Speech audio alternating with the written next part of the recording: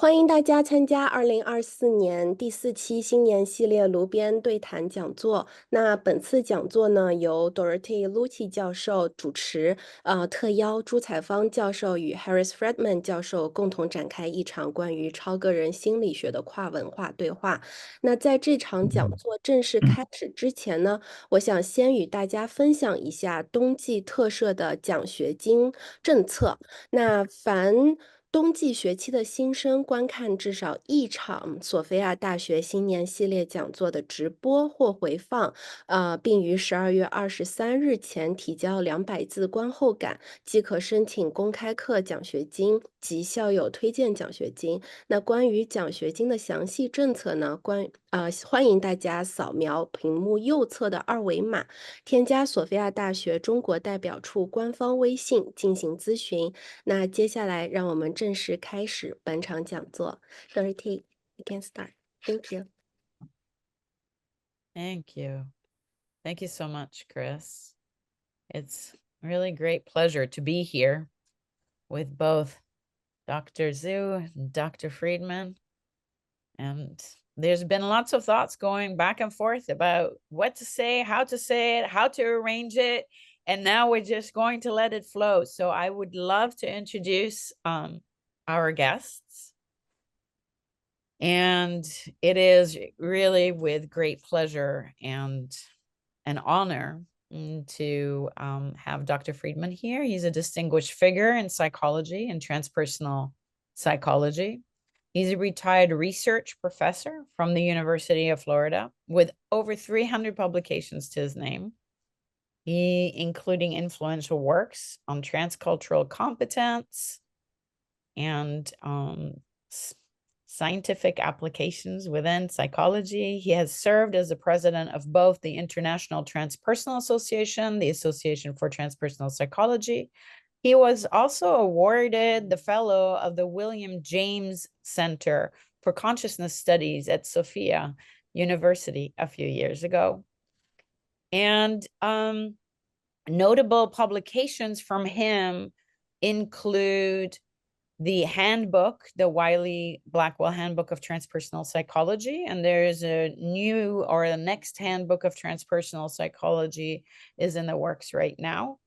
Transpersonal Competence, 2015, Navigating Cultural Differences Effectively is also something that he has published, and a lot more, from development of measures to advocacy for scientific integration to collaborative research. I could go on and on. Today, we will explore his insights on the role of science and transpersonal psychology. So please join me in welcoming Dr. Friedman. And also here is our distinguished professor, Dr. Caifang Zhu, scholar and practitioner in transpersonal psychology. Dr. Zhu serves as the chair of the Chinese PhD program in transpersonal psychology at Sophia University and is a board member of the International Transpersonal Association. He has over 30 international publications. He has made significant contributions to integrating Eastern and Western psychological traditions, including his model, Grounding in Communication as an Integrative Therapy. He is a Harvard Divinity School alumnus, a meditation practitioner, and he has provided us with many profound insights into spirituality, psychology, and healing. He also is exploring profound concepts such as the left way, a principle rooted in ancient Chinese traditions like ancestor worship, harmony with natural rhythms, and so on. Dr. Caifang Zhu's background in East-West psychology profoundly shapes his current research by integrating the holistic, interconnected perspectives of Eastern traditions with the analytical framework of Western psychology. So this dual approach enables him to explore topics that, like meditation, self-construal, and emotional regulation through a culturally inclusive lens.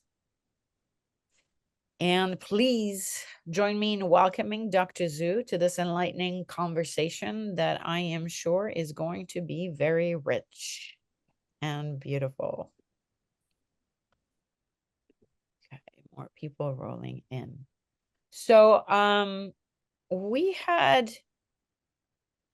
agreed that maybe you take turns and, jumping in to introduce your lens of this wide topic, science within transpersonal psychology, the integration of the future of transpersonal psychology, where is it all going? And I would like to give the floor to Dr. Friedman first. And maybe you want to add something to that introduction. Maybe there's something more that you had in mind. Please. Okay, well, I'll start, and thank you, Dorote, for putting this together, and thank you, Caifang, for agreeing to discuss these things with me that are such great importance to the field of transpersonal psychology. And I think I'd like to start with a very basic question. What is transpersonal psychology? And there's been probably 20 articles written trying to define the field. And I did a recent interview with a guy named Ken Wilber, who's a well-known philosopher in the area related to transpersonal psychology. At one time, he was the most prominent person in the field of transpersonal psychology. And then he decided that transpersonal was too small a package for him, and he created his own system called integral psychology. Uh, and Ken Wilber's major critique of transpersonal psychology is it can't be defined. It's incoherent. And so I think that's a place that we need to start. If we're teaching doctoral students to become transpersonal psychologists, and if we're advocating for transpersonal psychology to be one of the many psychologies that participate in fora like the American Psychological Association, what is it we do? And the way that I'd like to approach this is by saying that transpersonal psychology is a psychology, and psychology is a science. And there's some people who might disagree with that, but by and large, the consensus is that psychology is one of the sciences. And so, by virtue of being a psychology, that transpersonal psychology is a science, and things that are outside of the realm or domain of science are not transpersonal psychology. They might be part of other transpersonal studies that are very legitimate, nothing to take away from them. We can have transpersonal art, we can have transpersonal philosophy, we can have transpersonal theology, all of these transpersonal studies that are not scientific.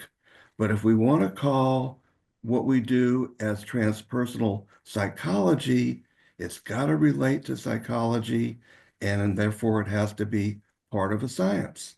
And that's an opinion that I hold, and not everybody agrees with that. There are many people who believe that it's very appropriate for people to do doctoral dissertations in areas that I would call religion or spirituality or other types of studies, including sociology, physics, many sciences that can be very transpersonal in their approach, but that are not psychology.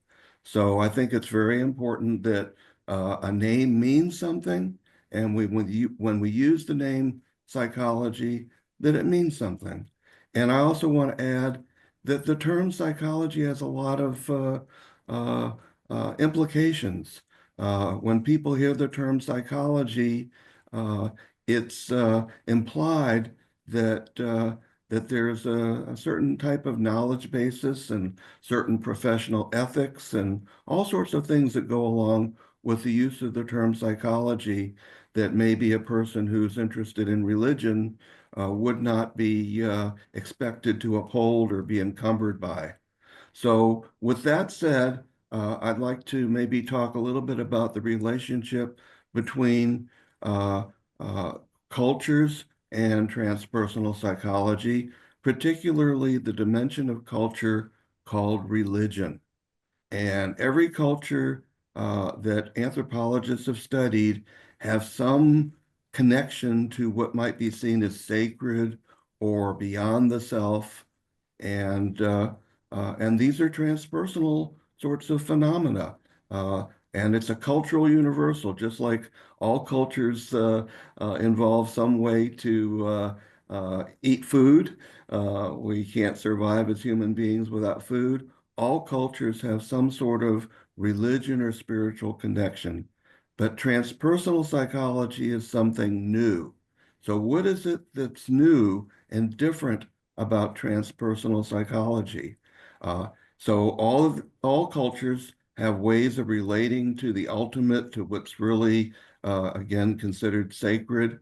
Uh, but what does transpersonal psychology do that's different? It doesn't advocate for a specific ritual or method of attaining a connection to the sacred. It's a psychology, and what that means, it's a study of, and it's also the practice, but the practice is based on evidence and science, not faith or belief or tradition. So when we're dealing with religious traditions, they may have great insights, and I believe all cultures have great insights. A lot of people think transpersonal psychology is more coming from an understanding of Eastern traditions being brought into the West and put into a Western framework. But I would quarrel with that and say that no, all traditions have their sacred aspects that can be brought under the scrutiny that science provides through transpersonal psychology. So I would not put Buddhism or Taoism or Hinduism in any way elevated over Judaism or Christianity or the Muslim traditions or any of the shamanic traditions, the indigenous approaches. All traditions have something to offer. But what transpersonal psychology does is it draws from these traditions, it does not embrace them. It draws from them, it looks at them critically, and takes what it can from them, and particularly trying to minimize the metaphysical assumptions. So, for example, with Buddhism, because transpersonal psychology often associates itself with Buddhism, Buddhism has a lot of metaphysical assumptions.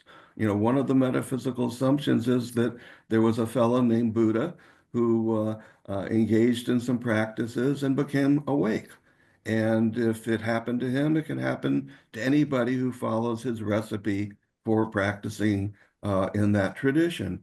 And that's an assumption. I mean, we don't even know for sure that there was a historic Buddha and whether or not he was awake or not. But we do know the teachings and the writings and the current practitioners, and psychology can study from this.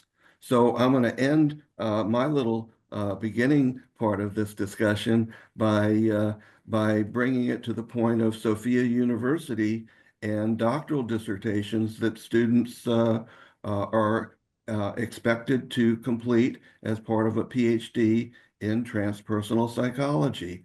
And I've been teaching for the Chinese group the mini proposal course, which is students' initial introduction to trying to put their research ideas into the format of a proposal that they can then present for their final dissertation. And and I've been expecting my students to put their proposal in the format of being an empirical research study. So if a student wants to engage in their own spiritual practice and write it up as a book of their own journeys into their spiritual approaches, I would not consider that a psychology dissertation. I would say it has to be evidence informed, related to theories and research in psychology, and it can't be, some people use the term research and contrast that to another term called me search. It can't just be someone's own individual journey and discussing that that would not be part of the scientific process. So with that, I'll turn it over to Dorote and Caifang to share their positions and respond. Thank you very much, Harris. Dr. Zhu. All right, thank you. Thank you, Dorothy, to organize this.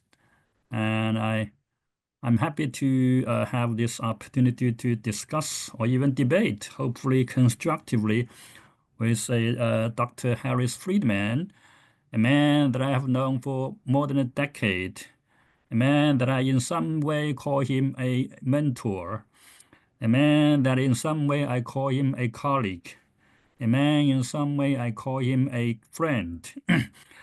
So I'm very comfortable to debate with him. Hopefully it's going to be a real debate. And in the hope that we can clarify something about transpersonal psychology and the relationship between transpersonal psychology and science. We have had some kind of informal discussion between us.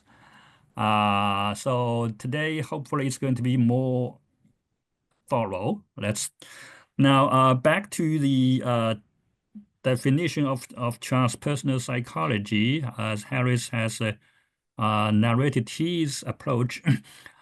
What I'm impressed in the literature is a article that was published in 2003, I believe, in the Journal of Transpersonal Psychology, authored by Mariana Kaplan, Glenn Hortilis, and the last person I forgot as Mariana Kaplan, the first author of the article, was my professor, was a professor who taught me transpersonal psychology when I was at CIIS during 2005 through 2010. So that was the first course I took at CIIS, and it was the first course was transpersonal psychology, and Mariana was a faculty, was a professor. She said, "What after the first class?" I said, "Wow, what a wide range of wide range of topics, what a wide range of perspectives in transpersonal psychology. Can we possibly handle all these, such a wide range of issues?" And you know what was her answer? Her response was, "Just because transpersonal psychology covers such a wide range of topics, issues, that is why it's worth studying, worth learning, worth doing the research." Now, okay, so since then I started to put myself, wrap my head around the transpersonal psychology. So the article, in that article published in 2003, basically they listed about 60, I'm not very accurate, about 60, I quote definition loosely, or it can be seen as statements, 60 statements of what transpersonal psychology is. And these 60 statements were gathered from recognized transpersonal scholars and transpersonal practitioners around the world. And honestly speaking, mostly in the West. Not many, if any, from the East, from Asian countries. And the impression is because that was published in 2003, and the interview happened several years ago. So basically, those definitions or statements were given in the last century, okay, before the millennia. And as a result, most of the definitions or statements are indeed transcendentally oriented. Well, transpersonally oriented. If we see transpersonal as beyond the person, or across a person, but mostly beyond the person. Now, so this is the characteristics of transpersonal psychology, at least seeing through these 60 plus statements or definitions. And afterwards, I read another article, and now the second, it's called divining divining the kind of a demystifying the present or divining the future. What's the title, Harris? Do you happen to remember that? You're talking about Glenn's article, Glenn Hartelius's article? Hartelis now is a third author. Yes, yes, I know the article, and I remember Divining, the last part of it. divining. All that glistens is not gold. Yeah, yeah, you're right. All that gliss is not gold. Anyway, the point in that second article that was published, I think, 5 years after the first article I mentioned. In that article, that Glenn Hartelis, as a first author, he had a sort of a uh, reframing of what transpersonal psychology is. I think nicely he put it. Transpersonal psychology includes three dimensions. The first, indeed, transpersonal, transcendental. The second, he says, integral, uh, uh, probably transformational, transformation. Let's put transformation as a second. So if you are transcendental, so you also need to be transformed as a result. And more than that, he says, or they argue, afterwards, you need to be integrating what is transformed, what has transformed you into your daily life. So that's the third dimension is integration. And I think, well, this is a better landscape of what transpersonal psychology is. It's not a full landscape. The earlier 60 definitions are mostly transcendental indeed. They may be spiritual, very spiritual, transcendental. They are kind of otherworldly. They're not much concerned about the daily life in the society, in the family, in emotional, interpersonal relationships. But the second definition, which has three dimensions, I think is fair. It it gives a better picture. So as a result, I think that's why probably as Harris has mentioned, that's why Ken Wilber, starting in 2000, in the year 2000, he says, I am going to be engaged in integral psychology rather than transpersonal psychology. My assumption is because he saw too much transcendence in the according to according to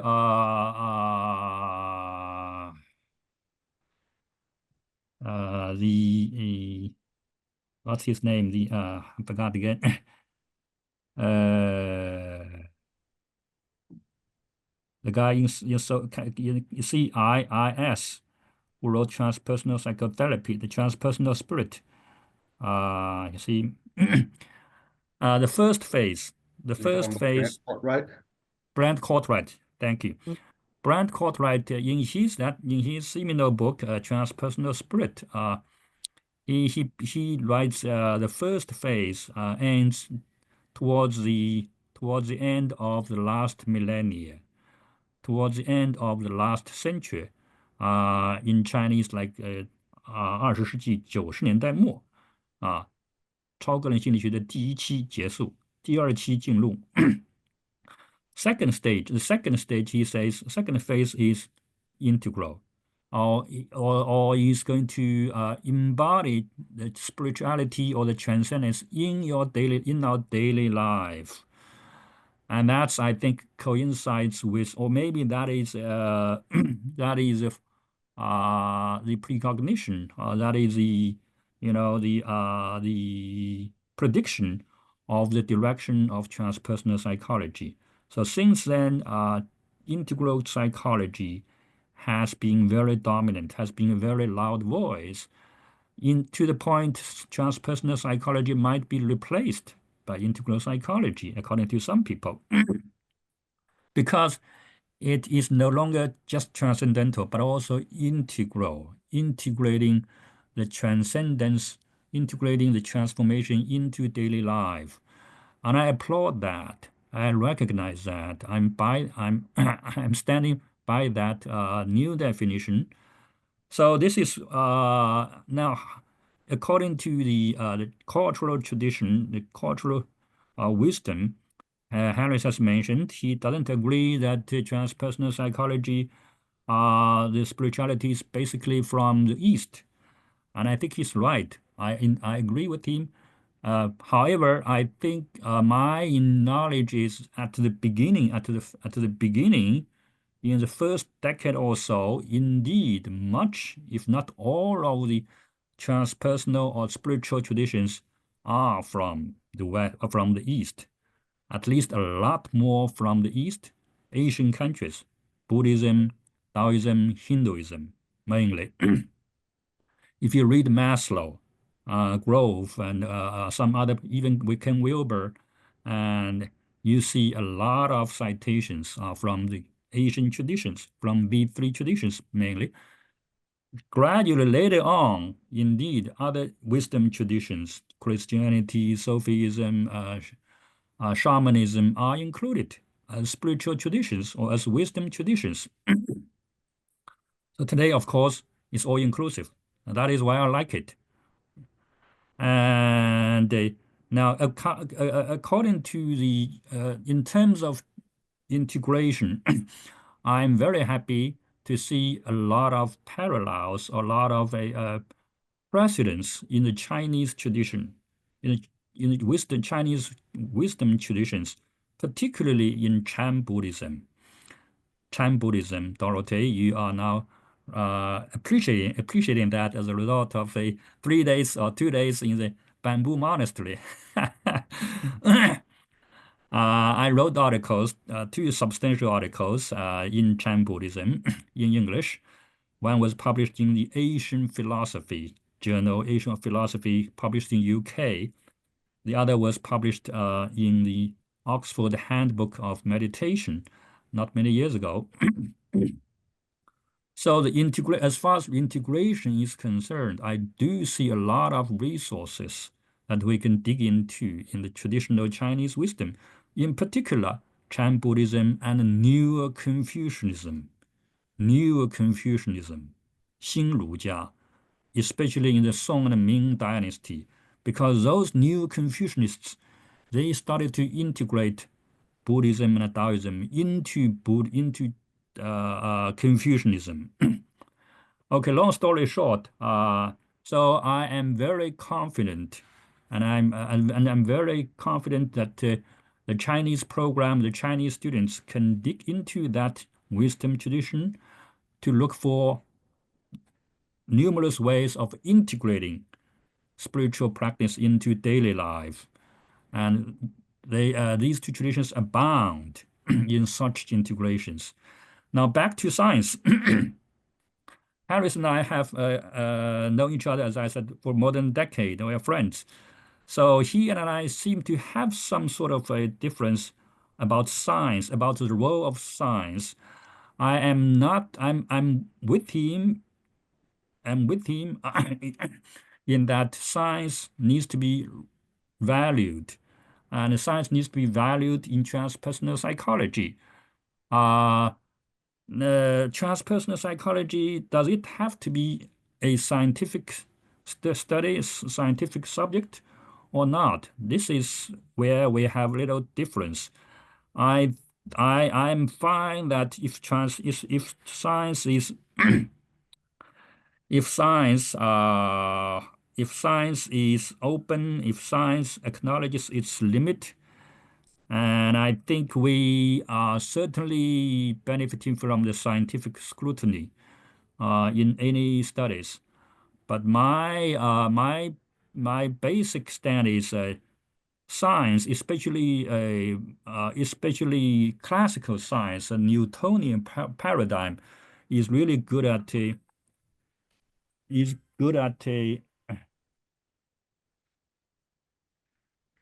good at a physical world or the macroscopic studies.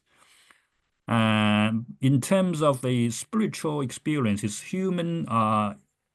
direct human subtle experiences, I am skeptical whether that model is doing justice to such very refined, subtle human experiences.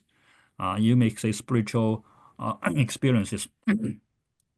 So this is where I feel I would include science as an approach to transpersonal psychology and transpersonal studies. But I am reserving some space.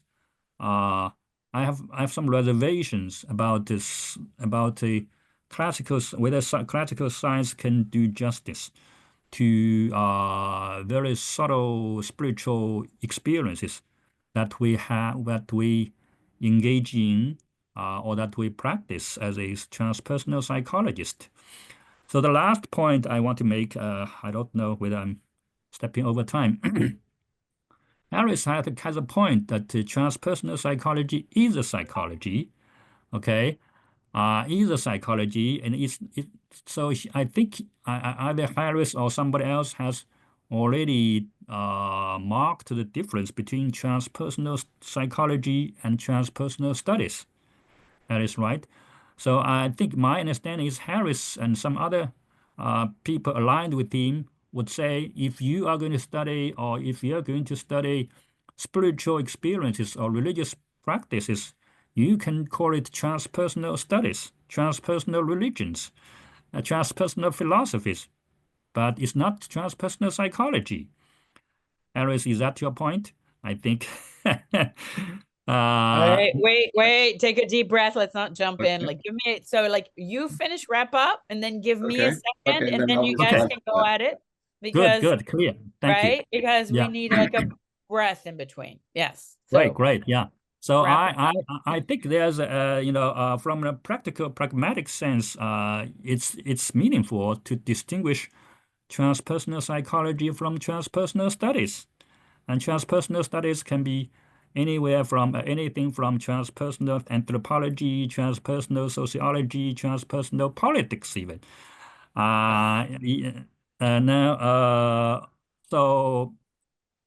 So that's their point. My point is it really necessary? Does transpersonal psychology have to exclude the spiritual experiences and spiritual research on spirituality? Can we call it sometimes? I see somewhere the words in the spiritual science, even human science. And Harris may not agree, but I think it's open. I'm not actually agreeing with the term of spiritual science. I think it's giving way to science. Science is becoming a dominant monopoly in that sense. I would keep the word spiritual study, spiritual experiences, mystical experiences. So, but I'm arguing can we enlarge the scope of psychology and make transpersonal psychology a psychology that is also open to spiritual practice and research? I think we can do that. I think our forerunners, Maslow and Jung, if you want, is in that direction. Jung even argues in his article in 1934, he published an article called Psychotherapist or the Clergy, meaning shall we show the psychological should people go to psychotherapists to seek help, or should they go to the clergy, the religious people? And in the end, he says they need to go to both. Or he argues that these two disciplines, or people in these two disciplines, need to unify, need to work together to provide a real, lasting cure or healing. So I think that's a direction for transpersonal psychology as well. And I think that's where Maslow was sort of advocating, if I remember if I understand him correctly. I'll wrap it up. I'll stop here and Thank you. to take a breath. Yes. So let's all take a big breath. So Okay, Caifang, thank you so much for sharing your thoughts, and I'm looking forward right now to responding. One of hold the on 1 things. second though. Give me 1 second in the Oh, here. sure. I'm Yeah, sorry. I didn't. that's okay. I know I can sense the electricity in this exchange, and I think it's really important, but I also think that I just want to say a few things just to bring it together. And also, I didn't introduce myself. I'm the chair Yes. of the global conference for Sophia University, and also lead core faculty. And I have been watching this space unfolding for the last 2 years from the Sophia University perspective. And both Dr. Zhu and Dr. Friedman have been a part of this ongoing dialogue that has been reignited or continued. As we know, both of you have been in this space for a really long time, especially Dr. Friedman. So, but this sense of bringing things together and integrating has been happening. So this is sort of my 5 minutes of bringing in how, what the vision is, that we can have both, that it is possible to deeply dive into transpersonal psychology, and to have a scientific perspective, because ultimately it is an objective perspective that forces us, if we're researchers, to take a third person perspective. So we can do, this is what transpersonal psychology is gifted at, is being able to take first person and third person and play with both of them. But then, yes, to Dr. Friedman's point, when we are going out and producing work, scientific work, dissertation work, I think it is important that we are able to stand in that objective third person and make our point. So what I wanted to also say is that our titles for the conference were really geared towards this. We called it Enlightened Minds, Compassionate Hearts, and Embodied Wisdom for a reason. Right? So it's like, it's having this holistic picture of everything that is going on, whole person, whole systems.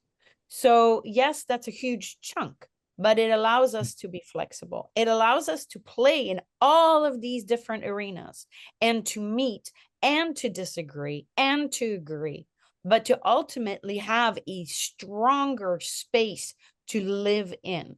And what I also wanted to say is that, yes, to the Eastern traditions, and you're right, Caifang, deeply love them, fell in love with Chan Buddhism, absolutely love Taoism, Confucianism, okay. But so we all have our different places where we land more easily. But I also know about the old Germanic traditions, or the Kabbalah, or, you take things when you go into the Southern hemisphere, right? Great Zimbabwe. I mean, these are things that we haven't even explored in transpersonal psychology. There's a whole history and tradition there that we can bring in and research, talk about, that provides this richness that we have in transpersonal psychology. It's and maybe we call it transpersonal period. We leave out all the studies in psychology, and we go whole person, whole systems. That would be my approach. And I wanted to say Aztec, Mayans. So we have all of these, traditions as well. I mean, we're bringing in, wow, such a wealth of possibilities for exploration, that are transcultural, and that all deserve a place at the table, and also deserve this objective discussion. So this is all I will say to this. Moving forwards, let's have more of this. Thank you. And now I would like to invite you to answer each other back and forth as you see fit. And I may jump in for a couple of things, but please. Well, if I may respond to what Kaifang was saying, and a couple of points. One is, and Dorote was bringing this up as well. There's a lot of reference to Eastern traditions in the transpersonal literature, particularly the early literature was highly informed by Buddhism and Hinduism, uh, but also the early transpersonal psychologists were also highly informed by psychedelic studies. And so Yes. much of the psychedelic material came out of Mesoamerica and the southern South America. So so much richness in all traditions and Kabbalah, like Dorothee brought up. So I just think it's very important that transpersonal psychology not be seen as an evangelical movement promoting Eastern religious traditions in the West. Transpersonal psychology can take from Eastern religious traditions, can take from its own Western heritage, the rich Germanic traditions and Nordic traditions, all the Celtic and so much there, Kabbalistic Mideastern traditions and Arabic traditions, Sufism. Transpersonal psychology can take from all of these traditions that are universally interested in something more, something transcendent, something transpersonal. So I think it's a real problem when we see it privileged in some way, privileging Eastern traditions. Eastern traditions have much to offer, but all traditions have much to offer. So with that point, I'd also like to go back to the definitional issue and the 60 definitions that Kaplan and Hartelius, and I can't remember the third author either, had to, and I will say that that article was having a hard time being published when they tried to integrate all these different definitions into one overarching definition. And I happen to be the action editor for the Humanistic Psychologist, where the article was published, and I helped fashion that article, even though I wasn't a co-author. But with that said, uh, uh, when you get 60 people who disagree about all sorts of little minor stuff, it doesn't really give you something coherent. And if you organize those 60 people into three themes, well, it tells you something. So I think it's worthwhile. So Glenn did a good job, and Marianne did a good job. But the bottom line for me is that there's a lot related to transpersonal psychology that's just vague and undefined. And the very term transcendent. That's very undefined. One of the terms that really bothers me a lot is non-duality. You see a lot of people talking about non-duality. I wrote a paper recently that I consider to be a perfect paper. There was not one error in the body of my paper. And I was invited to write a paper on non-duality. And I think Dorothy and Kaifang remember this story. I wrote a Yeah. perfect paper. I turned in a paper that was blank. And I basically, in the abstract, I said, there's nothing you can say about non-duality because as soon as you say it, then you lose it. The Tao that can be spoken about is not the true Tao. Uh, so there are certain things that are beyond the ken of science, and all sorts of religions try to grasp this in different ways, and people will kill each other over the different ways that they grasp the unknowable and how they express it. Do you baptize or do you not baptize? In terms of the history of murders in the Christian tradition, people will fight to the death over stuff that you can't talk about in any concrete way. It's all abstract. How many angels can dance on the head of a pin? The old medieval debate. Uh, and to me, that's not science. And if people want to engage in debating about how many angels can, dance on the head of a pin, that's fine. Let them knock themselves out and do that. But I don't think it leads anywhere. But there's all sorts of things we can look at that's transpersonal that we can look at empirically. And here's a very important point, Kaifang. I think this is really important. So really pay attention to this. There's absolutely no reason for us not to be able to scientifically study people's reports of their spiritual experiences. That is data. Their reports are verbal data or people's writings about their spiritual experiences. But we can't study unitive ultimate experiences directly. They are beyond science. So we can study how people believe and what they remember when they were experiencing what they might be willing to call such experiences, but we cannot capture those experiences, in real time. We can look at their traces. We can look at the neurophysiological traces. We can look at fMRI data. We can look at quantitative EEG data. All of that is great science. But to absolutely talk about things like God or spirits or anything that's supernatural, science deals with nature, with the natural. And as soon as we posit something as supernatural, then we're into something different.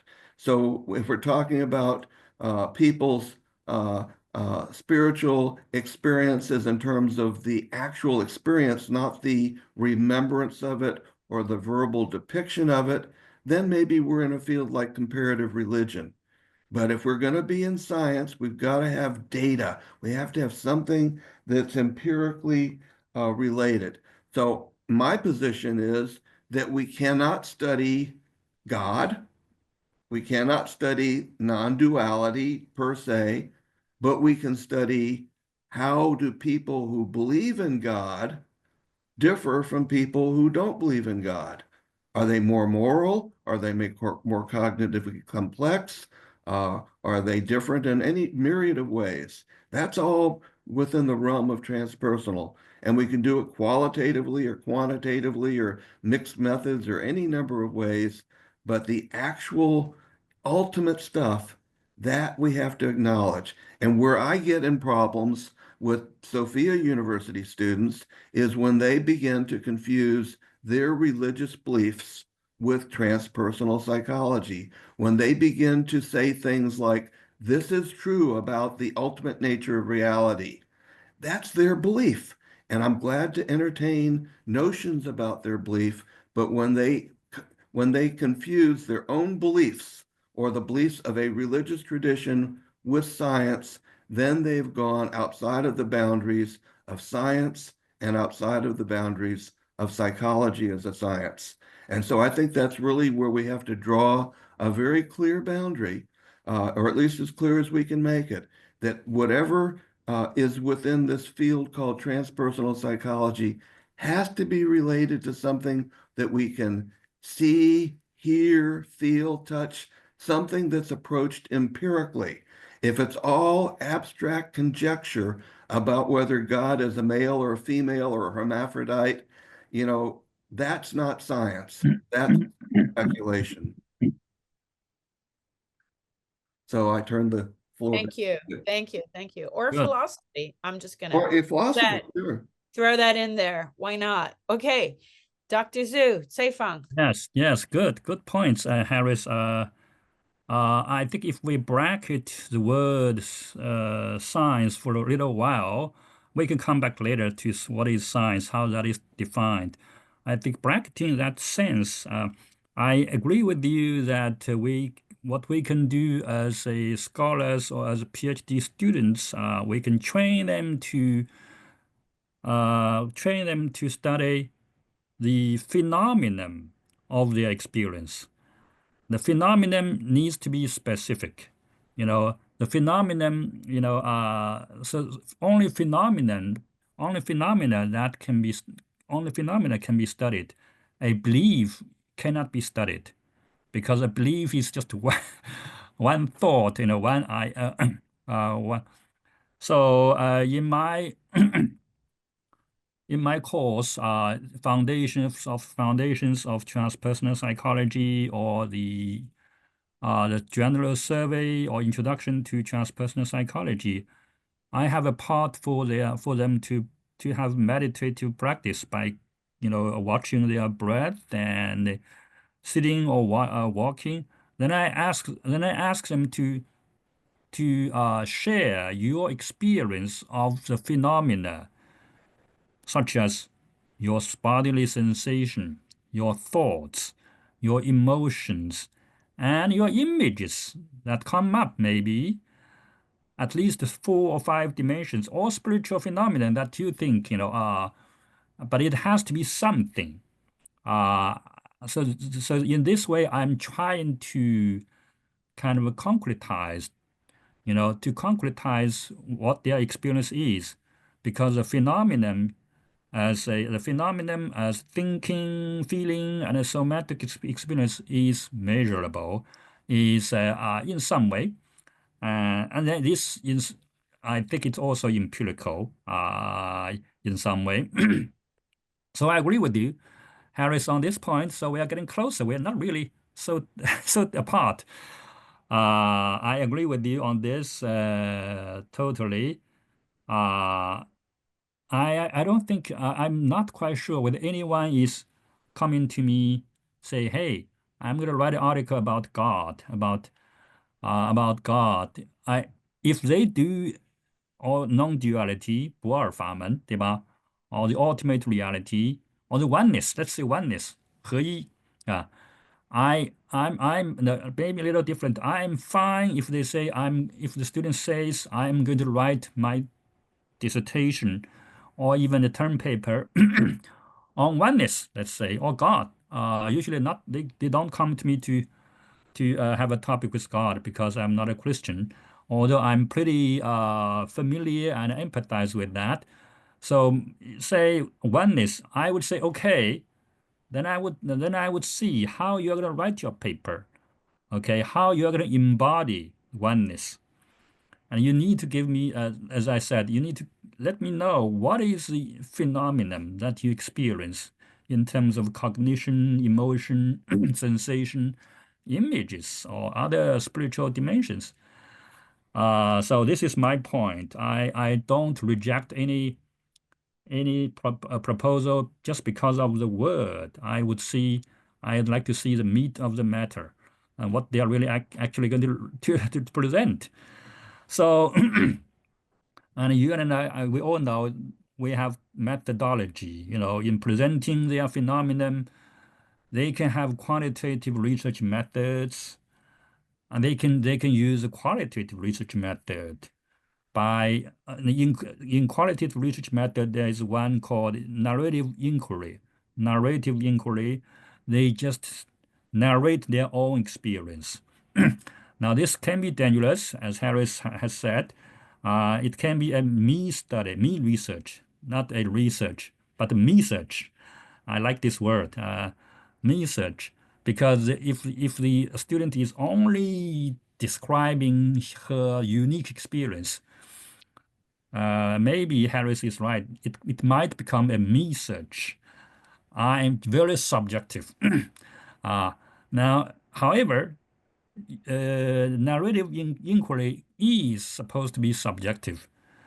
Narrative inquiry and now also intuitive inquiry that Sophia has invented, they are supposed to be subjective.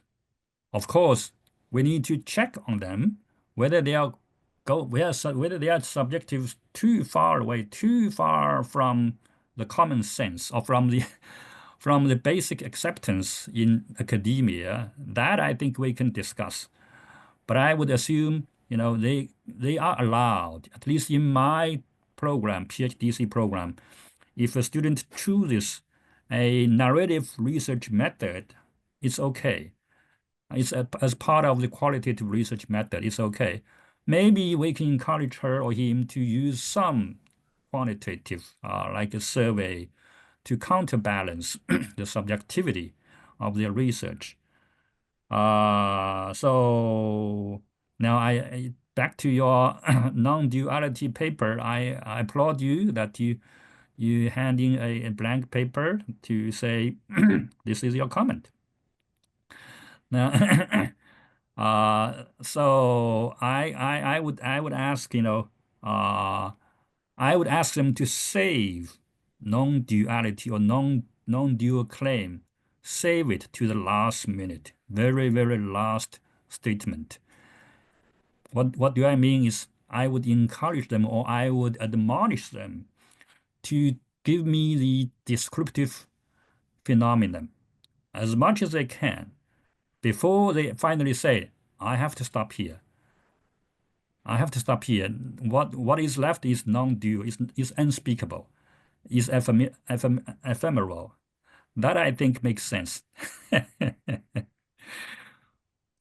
Okay.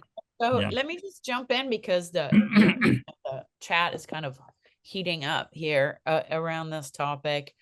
And there's a lot of conversation around this, transcendental and these spiritual experiences. But I think to relay back to what both of you were saying actually is that ultimately what you're studying is yes the experience, but you cannot, because you can't go there, you're studying the secondary effects of the experience, which means that you are in the realm of physiology, as Dr. Friedman mentioned, or as you were saying, as well, Caifang is like, it's an inquiry. So you continue the inquiry. If you have an inquiry about God, then you continue the inquiry until you get to the point where, there's something palpable in there that you can study, and this is possible. So this is heating up here. I'm having a few things. Can I respond to Caifang before we turn to the Yes, audience? yes, yes. Yes. Yes, so much here. Yeah, there is, and, Yes. and I think this is a great forum to explore. So Yes. I really appreciate the way that you're turning to the phenomenon, and I'm thinking of the philosopher Kant, who distinguished between phenomenal and noumenal. And Yes. noumenal being underlying the phenomenal, very similar to, say, Platonic forms in the West. And when you turn to phenomena, then you are in the realm of science. When we try to speculate about the ultimates, the noumena, then we end up in philosophy, in metaphysics, in theology, in comparative religion, in all sorts of areas that could be called transpersonal studies, but not transpersonal science and not transpersonal psychology. So if somebody wants to talk about God, if they're talking about it in the context of some empirical frame of reference, then I'm all supportive of that. If they want to, for example, compare people who believe in a benevolent deity and contrast to people who believe in a wrathful deity and see how that belief about God affects how they live their lives, that's a wonderful topic to study in transpersonal psychology. But if they want to explore what is the nature of God, who is God? That I would say is beyond any empirical reference. And right off the bat, I'd say, I'm not going to support a dissertation on that in the field of psychology. Maybe you can find another professor who would, but I would not support that because I would see it as an effort in futility, kind of like trying to count the number of angels who would dance on the head of a pin. So that would be my preference. So with that said, I think your approach to the phenomena is very good, but I do think there has to be some limits. And the last thing I'll comment on is the narrative approach. I think it's very appropriate to use a narrative approach, but the narrative approach has to be linked beyond the me search, beyond the individual and their development. What does this tell us in a larger way? Because science, and you asked to bracket science, but I'm going to unbracket it for a moment. Okay. Science is a cumulative social effort to try to understand not just individually, but collectively, where we build upon others' ideas. And if somebody is focusing only on their own ideas and their own development in a solipsistic way, in a way that's only self-referential, then to me, they're no longer in science, they're in autobiography or they're into something else. But if they can use their experience and relate it to other people's experience and build something that's relevant to theory or relevant to some empirical findings, then the narrative approach is very good. And I've written several articles using the narrative approach, so I'm surely not, negative to that. And then likewise for more broadly qualitative approaches, these are very empirical. I don't privilege quantitative over qualitative. They're all fine. But if we try to do more than we can, then we get into trouble. And I do find so many of my doctoral students are coming with a strong belief in some sort of religious or spiritual system, and that they want to research in a way that does not lend itself to the scientific tradition. And for them, I say that will not work for a psychology degree. Yeah, so thank you very much, Dr. Friedman. I it strikes me in this conversation also that the terminology, it's about the vocabulary too. And it is not excluding that, but then technically speaking, if we look at it academically, you're in the field of philosophy, and I want to bring that back because that's actually an important field. So this type of inquiry is something that is really, really important. But, so for you, the part that it moves back into a scientific inquiry is crucial. And I think some getting challenged right off the bat here. Harris, Okay. you want to answer that? I'd say No, if I'm gonna. you want to I'm go gonna. into some of these questions and then No, look. no. It's too early. I need to have at least one more round with Harris. Oh, yes, you At can least have one as more many round. rounds as you want. Okay. So, so he unbracketed science. Now I'm going to meet him head on. I mean, science. We definitely need to talk about science.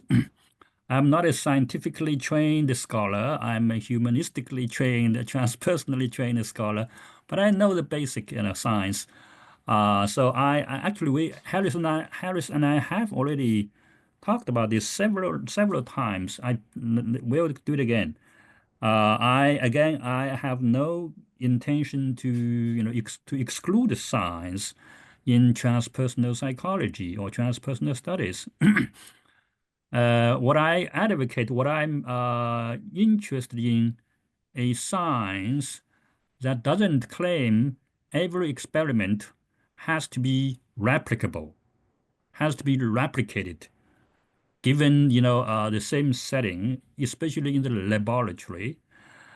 To me, I may have such a stereotypical impression of science. Science claims that every if you claim to experience something, you need to demonstrate that you can have it again, or other people can have it also with the same or similar, setting.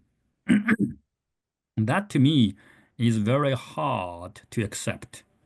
It's very hard to accept. As I said earlier, the Newtonian physics or the Newtonian scientific paradigm, or a scientific paradigm requesting replicability of a certain experience, that to me is very hard to accept.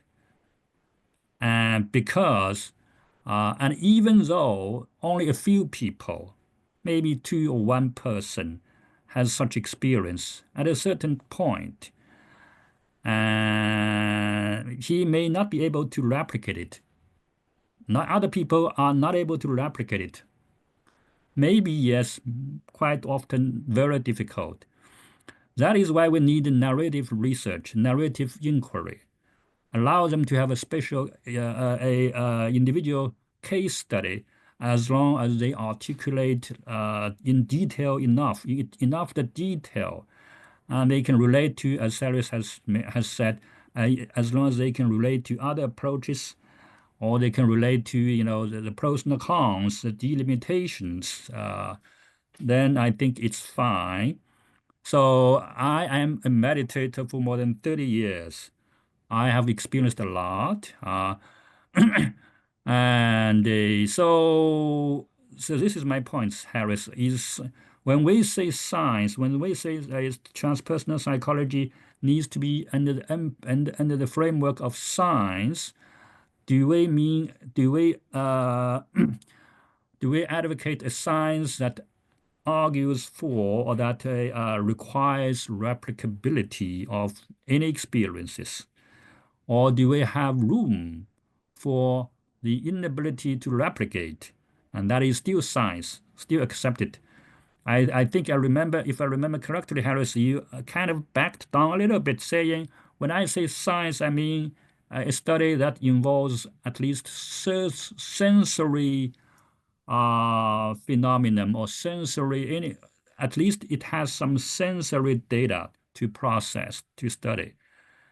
If that is a definition for, if that is a key element to define science or scientific approach, I'm all for that.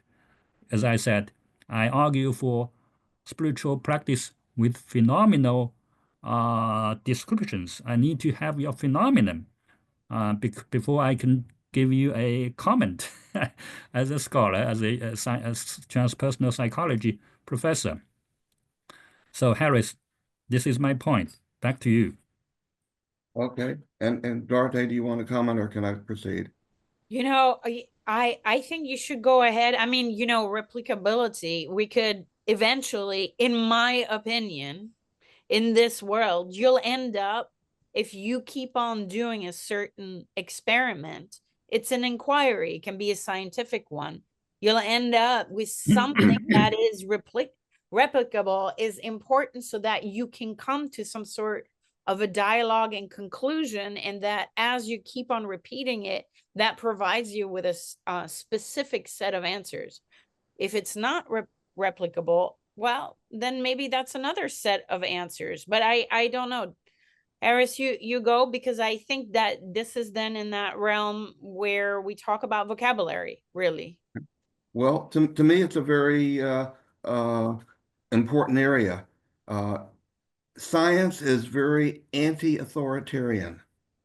In science, we don't have to accept what other people claim. If you're in a religious tradition and they say Jesus walked on water, you know, either you accept it or you go to another church. And if you say stand up in a church that believes that and say, I don't believe it, they're going to kick you out. They're going to shun you. They're going to excommunicate you, expel you.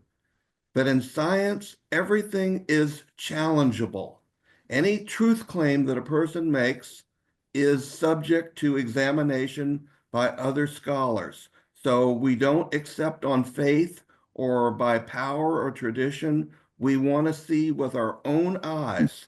So replicability is the way in which scholars can question other people's work and either see if it holds up or if it doesn't. And if it doesn't, then maybe it was a fluke. Maybe it was just an unusual occurrence, or maybe it was fraud. And there's a lot of fraud going on in science. There's a lot of people who are making a lot of money, faking their data. So replicability to me is very, very important. But with that said, there are some events that maybe are not replicable. Maybe there are events that happen once in a lifetime.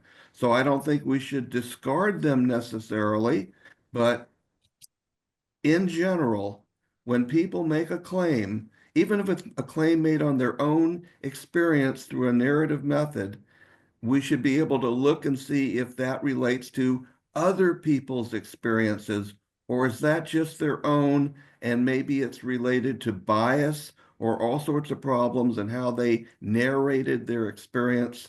So the replicability is what keeps us honest, what keeps us not just from fooling other people, but deluding ourselves. So I'm thinking when I did my first research in transpersonal psychology on my doctoral dissertation, I did it and then I went away and did other things. And some guy came along and replicated my study. And that was wonderful. That made it very clear that it just wasn't my bias or my delusion. It was replicated. So to me, replicability is one of the essential characteristics of good science. But at the same time, as William James used to say, all it takes is one white crow to prove that all crows are not black. So some things are not replicable. That doesn't mean that they're not valid, but in general, replicability is a hallmark of the openness in science. And with that, I suggest we turn to the audience and have some interaction. Okay, so I have to point out one thing here, however. The way that you look at science, Eris, is deeply transpersonal. Because what I read in the comments here is that there's a lot of people that don't feel that way about science, right? So they, and the transpersonal is really the field that allows for all of that exploration. And on top of it, you're so right. So if you have one thing that happens one time, right, and you explore that, this is like back to that inquiry, you explore it, that allows you to establish some sort of pattern that then may be replicable somewhere down the future, like the white crow, or this is what is the beauty of it. Anyways, yes. Can I add one last comment? That's all the danger of it, because here we have people making claims and getting people to give them money and extorting sexual favors and all the abuses that go in this field. And if we play the game of science and we're honest and consistent, then we can escape those problems. If we go back to the authoritarianism, and most religions are authoritarian, even Buddhism. Buddhism is often extolled as being, the model religion, but there's all sorts of abuses and horrible things in Buddhism. Think about the Myanmar and the Rohingyas and the Buddhist monks doing exterminating the Rohingyas. All these religions are based on authoritarianism, traditions, power, authority, and science is unique in that it's open, criticism is allowed, criticism is encouraged. So that's one of the things that I love about science. Yes. Thank you. Thank you, Harris. So let's just dive in, because it's like we're submerged by comments here. There was one. So I like I said, there's people who don't have that love for this scientific bend, but I see it, in the way that you mean it. It's transpersonal in the way they live it. From the comments, it is not. It's authoritarian, and it comes with that patriarchal structural bend that you're saying is not something that you want to encourage. So here there's this one question that I've been following. Why must psychology be scientific? Must it be, or is it by nature what we define it as? All yours, either of you, or both of you. Yeah. So when people call themselves a psychologist, they speak with a position of privilege and power. And whether they deserve it or not, the public attributes to them. And if they serve in a professional capacity in the healthcare field, they're allowed to take government funds, Medicare, Medicaid, and get paid for their services. They're not considered to be religious healers. They're considered to be people who are endorsed by the state for having expert knowledge. Like a professional engineer, you wouldn't let some amateur design a bridge, and when it collapsed, it would kill thousands of people. Psychologists are given this privilege. And so it's expected that they will have their work be evidence informed, not necessarily evidence-based, but at least within the structure of evidence that's generally accepted. So if you want to do something that's not scientific, that's wonderful. Comparative religion is a wonderful field. Philosophy is wonderful. There's all these wonderful things to study and to work from. They're not science. They're not psychology. So in my opinion, and this is the consensus, but I'll also say that there are some people, particularly in the humanistic and existential and transpersonal worlds, and also in the psychoanalytic worlds that do not consider psychology to have to necessarily be a science. But I would say 95% of the people that use the title, and if anybody works outside of the framework of science and uses the term psychology to describe that work, say in a professional role with a client, they're going to get nailed. Somebody's going to file an ethics complaint, and they are not going to have a leg to stand on in defending themselves. Oh, it's Okay. pragmatic. Oh, yeah. So, Caifang? yeah, if I understand your question correctly, the question is why does a transpersonal psychology has to be science? Is that your question? No, the question that was there by Mia, why must psychology be scientific? Okay. Well, you know, since psychology was born, it was born out of religion and philosophy. Prior to modernity, in the West at least, psychology, religion, and philosophy are united. They are one. And when you read Aristotle, Plato, and they are, you cannot distinguish one from the other.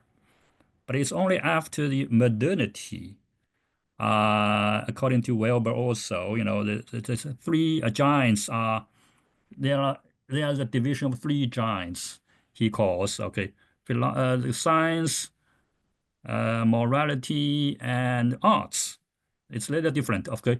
So my question is, my point is, since there was a division from which psychology was born as an independent discipline, it has to be somewhat different from religion and philosophy. And that's their rationale. And if we examine the Western history of psychology, Wundt in Germany, he started his experimental psychology, claiming to be scientific. And since then, it seems to be the mainstream standard, using scientific standard to look at psychology. However, if you are a very careful reader or experienced reader, you can read other works by Wundt. He wrote other works that are totally unscientific. It can be religious, say, ethnical. The point is that part was neglected.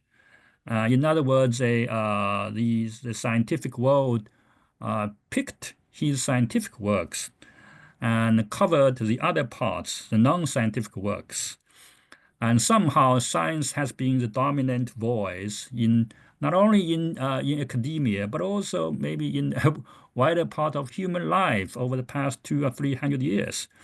And now I noticed that, so I empathize why science, I emphasize with the point why psychology has to be scientific or science. So because I see this is the trajectory of development over the past 200 or 300 years. Uh, Although we have every reason to say science is becoming a dictator, is science, according to Wilbur, he's saying science now is making everything a flat world.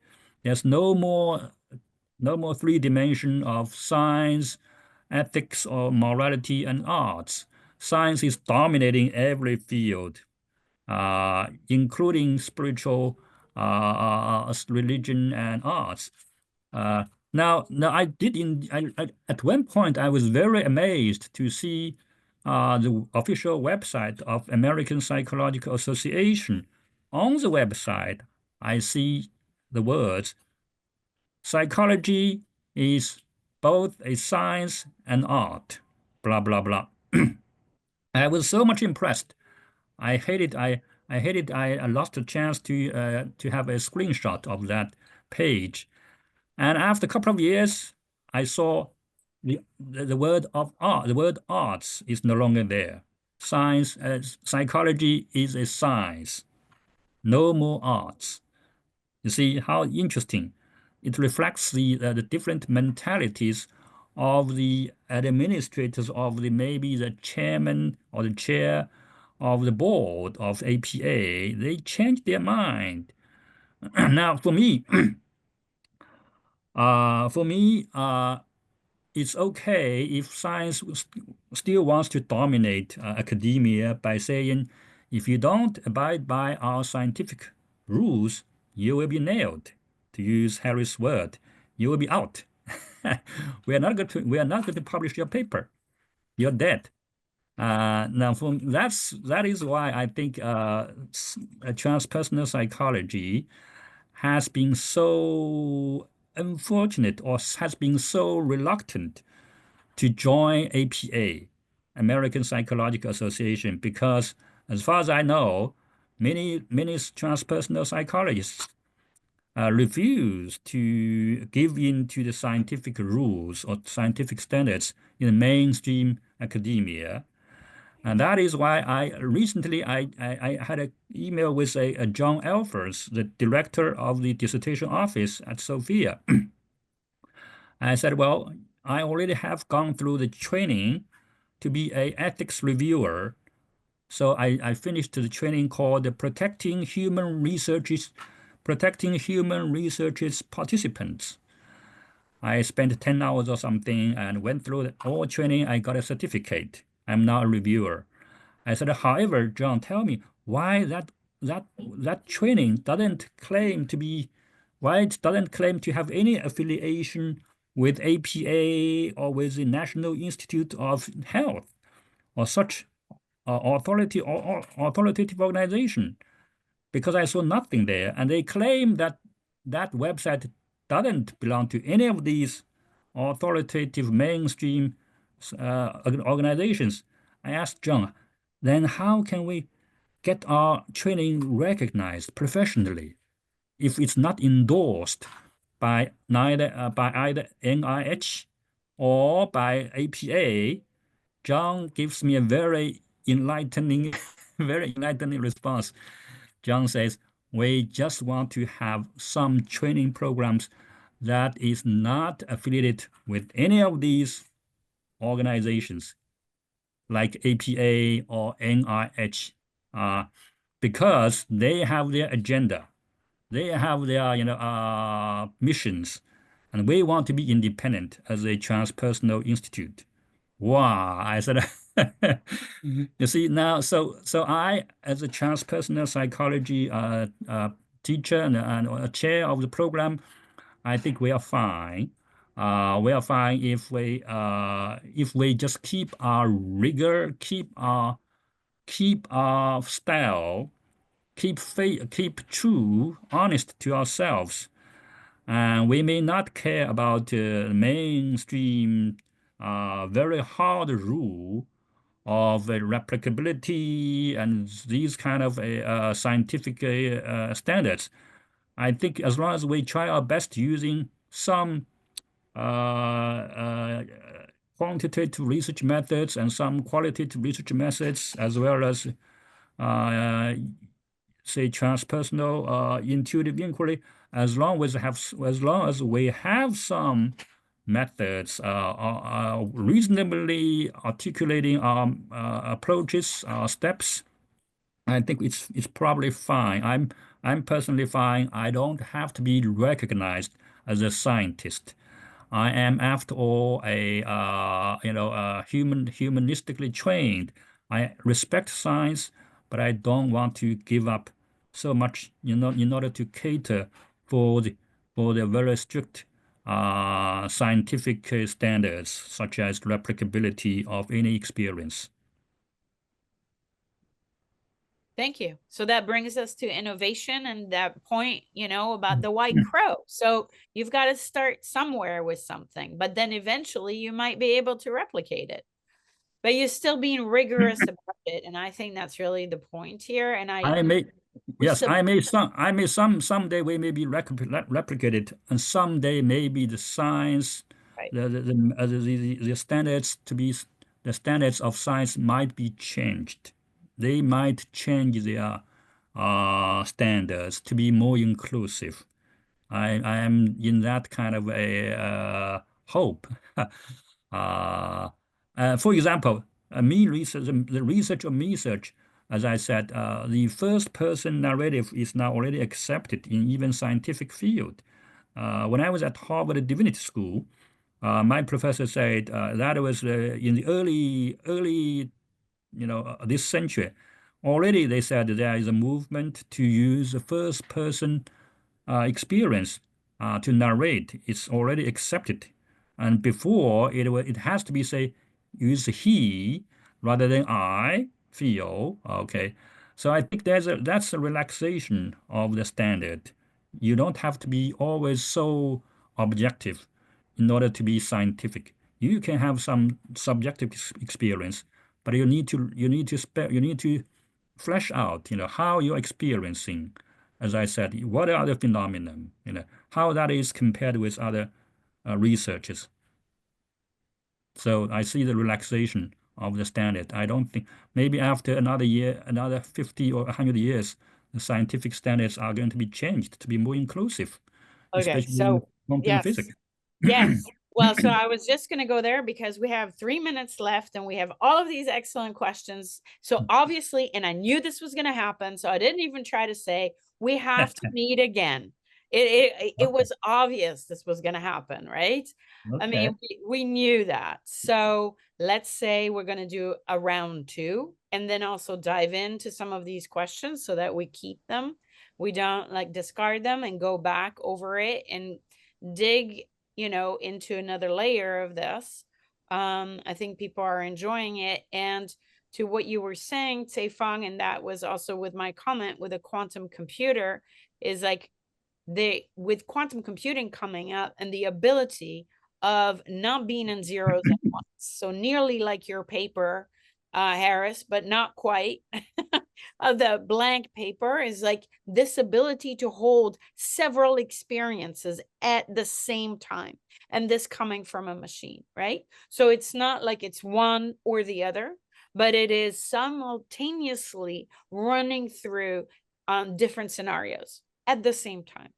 So if we have this happening in quantum computing, we will need to have this in our minds, and that is really transpersonal, and it will still be scientific. So yes. And Harris, I know you wanted to say something. Yeah, I'll just make a brief concluding comment, and that is that we can be rigorously scientific in transpersonal psychology. We can build good work that's cumulative and replicable and that can not only meet the standards of mainstream psychology, but lead mainstream psychology forward into being broader and more useful.